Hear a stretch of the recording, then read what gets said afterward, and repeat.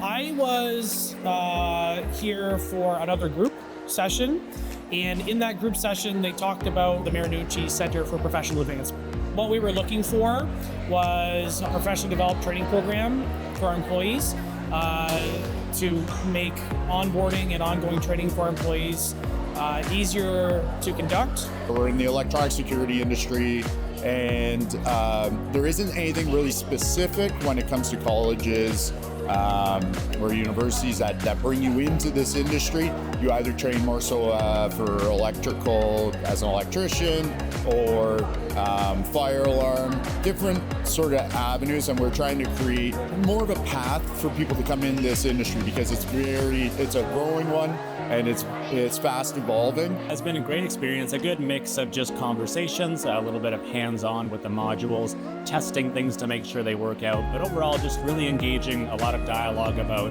what's there and how we can make things better moving forward. I come from an academic background myself, and I really like how this is bridging into, academia meets real world. When you're talking to students and stuff like that, a lot of times you're saying, go get real world experience. So I like that that's what's actually happening here. Mohawk's been able to deliver that exactly how we'd expect.